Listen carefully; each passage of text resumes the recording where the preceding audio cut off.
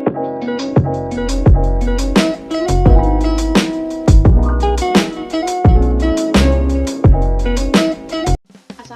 warahmatullahi wabarakatuh. Perkenalkan, nama saya Reski Oktavia Dayanti Samsul dengan NIM 4111101060.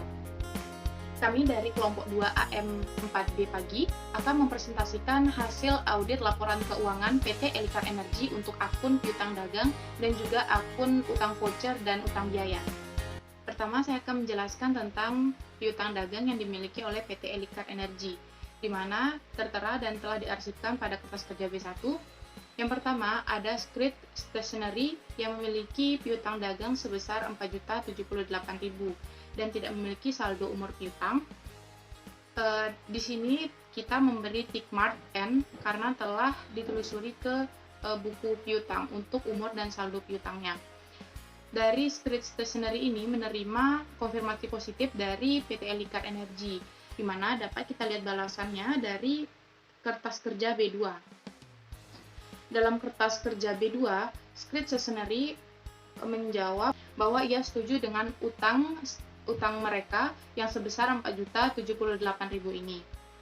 Maka penerimaan kas pada bulan Januari 2015 itu sebesar Rp4.078.000, dan juga untuk saldo penerimaan kas pada bulan Januari ini dapat kita lihat di modul buku 1 halaman 11.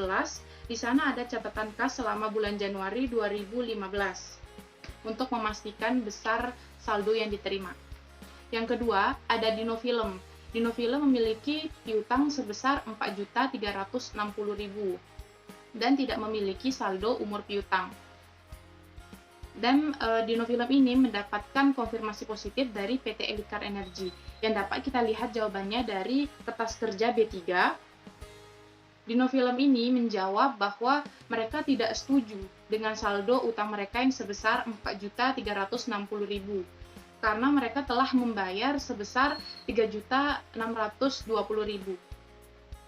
Maka penerimaan kas di awal Januari atau di bulan Januari 2015 ini sebesar Rp3.620.000 untuk Dinofilm. Oh, dan juga di sini di samping ada tick mark N, terdapat tick mark C, yang artinya adalah telah ditelusuri kebenarannya dari pembalasan konfirmasi yang telah diberikan oleh PT Elikar Energi. Selanjutnya ada Bingo Foto. Mereka memiliki piutang sebesar Rp940.000 dan memiliki saldo di umur piutang di rank antara 30 sampai 60 hari sebesar Rp360.000 dan rank 60 sampai 90 hari sebesar Rp412.000.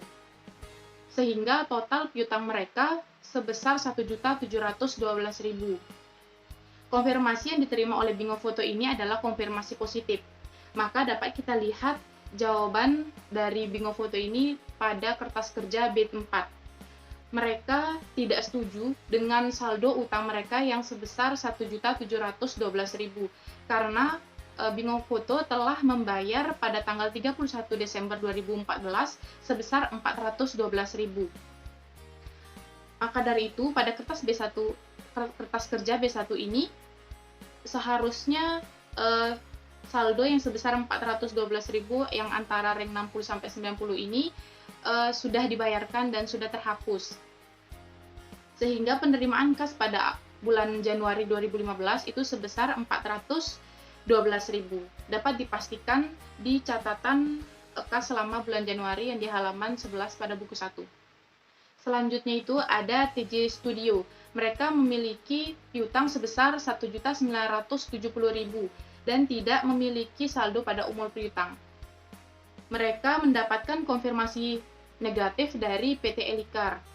Dan untuk penerimaan kas dari TJ Studio ini sebesar Rp1.600.000 dapat dilihat pada halaman 11 buku 1 yang saya sudah jelaskan tadi. Di sini TJ Studio pada tanggal 19 Januari mereka telah membayar sebesar Rp1.600.000. Selanjutnya ada Raja Murah. Raja Murah ini memiliki piutang sebesar Rp4.330.000 dan tidak memiliki saldo umur piutang. Mereka mendapatkan konfirmasi positif, sehingga dapat kita lihat balasan dari konfirmasi ini pada kertas kerja B5.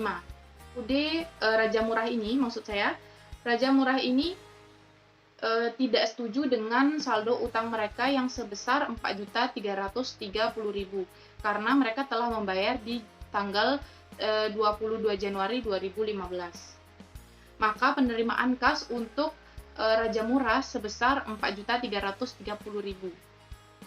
Selanjutnya, UD Power Shop. Mereka memiliki piutang sebesar 2.340.000 dan memiliki saldo umur piutang dari ring 30 sampai 60 hari sebesar 880.000. Sehingga total piutang mereka sebesar 3.220.000. UD Power Shop ini menerima konfirmasi positif yang dapat kita lihat balasannya dari kertas kerja B6. UD Power Shop ini mereka setuju dengan saldo utang mereka yang sebesar 3.220. Maka penerimaan kasnya dapat kita lihat juga di modul buku 1 di halaman 11. Mereka pada tanggal 25 Januari telah membayarkan sebesar 2.340.000. Selanjutnya ada Toko Asun. Toko Asun ini memiliki piutang sebesar 860.000 dan memiliki saldo umur piutang antara ring 60 sampai 90 hari sebesar 497.000. Sehingga jumlah piutang mereka sebesar 1.357.000. Toko Asun ini mendapatkan konfirmasi negatif, tetapi di modul buku 1 terdapat keterangan bahwa konfirmasi negatif dari Toko Asun ini mendapatkan jawaban karena ketidakcocokan yang dinyatakan oleh Toko Asun tentang perhitungan utang mereka. Dapat kita lihat balasan dari konfirmasi negatif yang dikirimkan Toko Asun ini pada kertas kerja B9.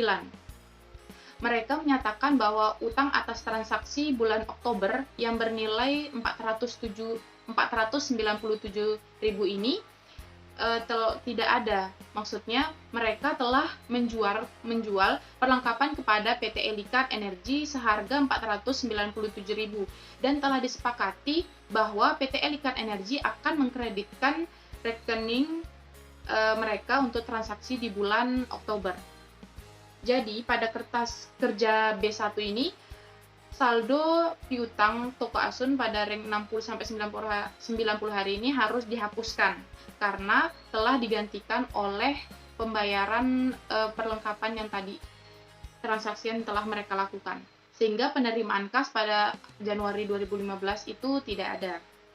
Oke, selanjutnya akan dijelaskan oleh rekan saya, Gusti. Perkenalkan, nama saya Gusti Saputra Silaban dengan NIM 4111901057. Baik, di sini saya akan melanjutkan penjelasan dari rekan saya Reski terkait akun piutang dagang PT Elikat Energi. Rekanan selanjutnya yang memiliki utang adalah UD Sarana. Adapun total utang UD Sarana adalah sebesar 2.461.000 dan UD Sarana sudah melakukan pembayaran sebelum jatuh tempo yaitu sebesar 2.461.000, sehingga penerimaan kas tanggal 31 Januari 2014 untuk Elikat adalah 2.461.000. Selanjutnya itu Aljabar Studio. Aljabar Studio memiliki utang sebesar 1.790.000 dan Aljabar Studio tidak melakukan pembayaran sampai umur piutang di atas 90 hari. Dan ini kami berikan tik mark N karena sudah kami telusur ke buku pembantu piutang. Dan informasi tentang Aljabar Studio ini ada di buku, yakni halaman 11. Selanjutnya yaitu UD Elektriko. UD Elektriko memiliki utang sebesar 3.030.000 dan UD Elektriko sudah melakukan pembayaran sebelum jatuh tempo, yakni sebesar 3.030.000 dan penerimaan kas oleh PT Elikat di tanggal 31 Januari 2014 ada 3.030.000. Selanjutnya yaitu E-Station. E-Station memiliki saldo utang sebesar 30.327.000 dan E-Station telah melakukan konfirmasi terkait utangnya yang terdapat di B7, yang dimana mereka mengkonfirmasi bahwa mereka setuju atas saldo utang yang mereka miliki yaitu sebesar 30.327.000. Lalu kami catat di belum jatuh tempo mereka sudah melakukan pembayaran yang nominal tadi. Namun kami mencatat penerimaan kas sebesar 26.217.000 karena di buku di halaman 11 dituliskan bahwasannya penerimaan Elikar untuk e-station adalah sebesar 26.217.000. Selanjutnya yaitu pendapatan dari cas baterai. Sesuai kertas kerja, umur piutang sebelum jatuh tempo, pendapatan cas baterai ada sebesar 13.322.000. Untuk umur piutang 30-60 hari, yaitu 9.240.000. Umur piutang 60-90 hari, pendapatan baterai ada sebesar 3.104.000. Di atas 90 hari, yaitu 4.018.000. Dan kami berikan tick mark N karena sudah ditelusur ke buku pembantu piutang. Sehingga total saldo untuk pendapatan cas baterai ada 29.684.000. Namun penerimaan kas dari pendapatan cas baterai ini kami mencatat sekarang menerima sebesar 17.850.000. Informasi ini kami dapat dari buku di halaman 11, yakni pada umur piutang yang belum jatuh tempo, pendapatan cas baterai itu ada sebesar 10.500.000. Untuk umur piutang 30-60 hari ada 6.350.000. Dan untuk 60-90 hari, pendapatan cas baterai ini ada sebesar 1 juta, dan di atas 90 hari tidak ada pendapatan, sehingga total dari pendapatan cas baterai itu ada 17.850.000. Selanjutnya yaitu Tekno Nusantara. Tekno Nusantara memiliki saldo utang sebesar 17.521.000. Nah, namun di bukti konfirmasi bahwasanya Tekno Nusantara ini membalas dengan memberikan konfirmasi mereka setuju atas saldo utang yang sebesar 17.521.000 pada tanggal 31 Desember 2014, dengan pengecualian karena mereka tidak bersedia membayar iklan untuk bulan Agustus dan September yang sejumlah 1.100.000 rupiah.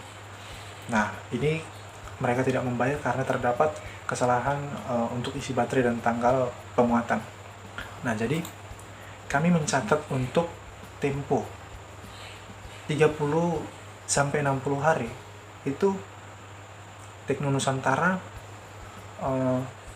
memiliki saldo 500.000, dan untuk 60-90 hari ini di bulan September yaitu sebesar 600.000 rupiah. Dan untuk umur piutang yang belum jatuh tempo mereka bayarkan sebesar 16.421.000. Sehingga penerimaan kas Elikar Energi ini ada sebesar 16.421.000. Ini sudah dikurangi dengan konfirmasi dari Tekno Nusantara tadi.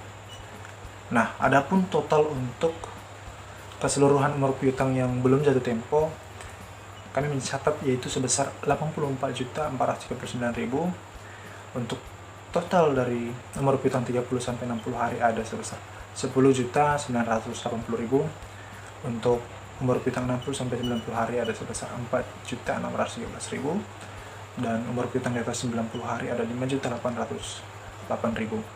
Untuk total saldo dari akun piutang dagang ini sebesar 105.840.000. Dan penerimaan kas PT Elikar ini ada sebesar 82.359.000. Nah, catatan untuk umur piutang yang sudah kita jelaskan tadi, yakni umur piutang 30-60 hari ada pengurangan dikarenakan Tekno Nusantara tadi, yaitu sebesar 500.000, membuat umur piutang 30-60 hari itu menjadi 10.480.000. Dan untuk umur piutang 60-90 hari ada pengurangan 1.097.000, yaitu Tekno Nusantara 600.000 dan Toko Asen 497.000 seperti dijelaskan Rizky tadi, sehingga membuat total umur piutang menjadi 3.516.000. Assalamualaikum warahmatullahi wabarakatuh. Perkenalkan, nama saya Dika Augustin Dia Putri dengan NIM 411901043.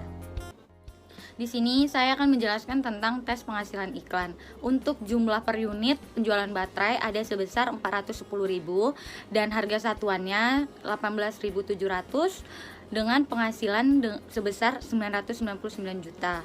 Kemudian ada pendapatan charger baterai dengan jumlah per unitnya sebesar 500 mAh dan harga satuannya 1.500 dengan penghasilan 29.750.000. Harga satuan untuk penjualan charger baterai adalah 25.500 dan terdapat selisih sebesar 6.600 pada pencatatan tes penghasilan.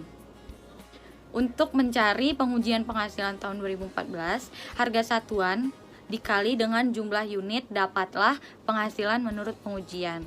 Penjualan baterai 410.000 dikali 18.700 dapatlah sebesar 7.667.000.000. Kemudian charger baterai 500.000 dikali 1.500 dapatlah 750 juta. Penghasilan per bukunya untuk penjualan baterai sebesar 7.550.000.000 dan charger baterai sebesar 742 juta. Perkenalkan, nama saya Nagisa Ramadhani L dengan NIM 411901055. Baik, di sini saya akan menjelaskan sedikit tentang advertisement jurnal pada PT Elika Energi pada bulan Desember tahun 2014. Yang pertama itu ada di tanggal 31 Desember tahun 2014. Jurnalnya berisi equipment terhadap account receivable pada toko Asun. Debitnya sebesar 497.000 dan kreditnya sebesar 497.000. Mengapa terdapat jurnal seperti ini? Karena di B9 pada toko Asun itu di sini mereka tidak mempunyai utang atas transaksi bulan Oktober yang bernilai sebesar 497.000 sehingga muncullah jurnal equipment terhadap account receivable. Yang kedua itu ada pada tanggal 31 juga bulan 12 tahun 2014. Jurnalnya adalah revenue terhadap account receivable pada pada Tekno Nusantara Payable. Debitnya sebesar 1.100.000 dan kreditnya sebesar 1.100.000. Alasannya adalah terdapat di B8. Di sini mereka tidak bersedia membayar iklan untuk bulan Agustus dan September sejumlah 1.100.000 karena terdapat kesalahan isi baterai dan tanggal pemuatan, sehingga dapatlah jurnal revenue terhadap account receivable pada Tekno Nusantara Payable. Assalamualaikum warahmatullahi wabarakatuh. Nama saya Ananda Lutfiana Zain dengan NIM 41190101034. Baiklah, di sini saya akan menjelaskan mengenai kertas kerja G1, yaitu terkait utang voucher yang tercatat oleh PT Elika Energi dengan periode 31 Desember 2014. Yang pertama itu dengan nomor voucher BCN-09 dibayarkan kepada Bina Cakra Nusantara dengan jumlah 120 juta rupiah dengan tikmar N, yaitu telah ditelusur ke dalam daftar voucher. Lalu yang kedua adalah dengan nomor voucher IB-58 dibayarkan kepada Alphalin Energy dengan jumlah 135 juta rupiah dengan tikmar N. Lalu dengan nomor voucher PP-59 dibayarkan kepada Aseng Property dengan jumlah 85 juta rupiah dengan tikmar N. Lalu yang selanjutnya adalah dengan nomor voucher MJ-60 dibayarkan kepada PT Maju Jaya dengan jumlah 90.562.048 rupiah dengan tikmar N, yaitu telah ditelusur ke dalam daftar voucher. Lalu yang selanjutnya adalah dengan nomor voucher KP-61 dibayarkan kepada konsultan pajak Prime Service dengan jumlah 9.500.000 rupiah dengan tikmar N. Lalu yang selanjutnya ada BM-62 dibayarkan kepada CV Barelang Makmur dengan jumlah 47.513.976 rupiah dengan tikmar N, yaitu telah ditelusur ke dalam daftar voucher. Lalu ada dengan nomor voucher KH-63 yaitu dibayarkan kepada konsultan hukum Raja Bonar dengan jumlah 12 juta rupiah dengan tikmar N. Dengan nomor voucher JW-64 dibayarkan kepada CV Jaya Wijaya dengan jumlah 54 juta rupiah dengan Tikmar N. Lalu ada nomor voucher DH strip 65 dibayarkan kepada Dr. Juniati dengan jumlah 8.500.000 rupiah dengan Tikmar N. Lalu yang terakhir dengan nomor voucher PLN strip 67 dibayarkan kepada PLN Batam dengan jumlah 15 juta rupiah dengan Tikmar N, yaitu telah ditelusur ke dalam daftar voucher sehingga didapatkan total keseluruhan utang voucher yang tercatat oleh PT Elikar Energi adalah 577.076 rupiah 24. Perkenalkan, nama saya Elvira Riananda dengan NIM 4119010131. Baik, jadi di sini saya akan menjelaskan mengenai kertas kerja G2, yaitu terkait utang yang tidak tercatat oleh PT Elikar Energi dengan periode 31 Desember 2014. Jadi berdasarkan keterangan di buku 2 terkait utang tidak tercatat, ada voucher-voucher beserta lampiran-lampirannya. Yang pertama adalah voucher 1 strip 2, yaitu cek gaji, di mana gaji bersih untuk periode 16 Desember 2014 sampai dengan 31 Desember 2014 yang pembayarannya ada di 4 Januari 2015 sebesar 16.273.000. Nah, kita masukkan ke dalam kertas kerja G2 dengan keterangan biaya gaji dan vouchernya ditulis 1 strip 2 dengan jumlah 16.273.000 dan masuk ke kertas kerja H1.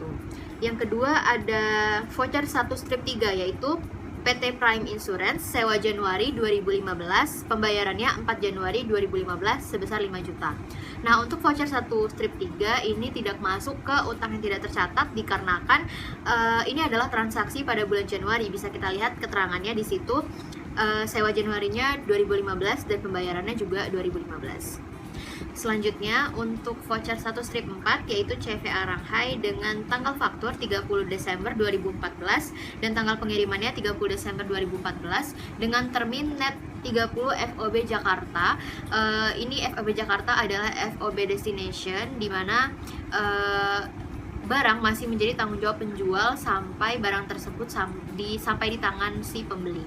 Nah, sedangkan ini penerimaannya ada di 6 Januari 2015. Sehingga saat kita masukkan ke kertas kerja G2, di keterangannya pengiriman minyak pelumas CV Arang dengan voucher 1 strip 4 jumlahnya adalah 7.455.000 dan kita masukkan di jumlah yang tidak dicatat sebesar 7.455.000 dikarenakan barangnya masih akan sampai di tangan pembeli pada 6 Januari 2015. Itu disebabkan utang ini tidak bisa dicatat sampai barang tersebut ada di tangan pembeli.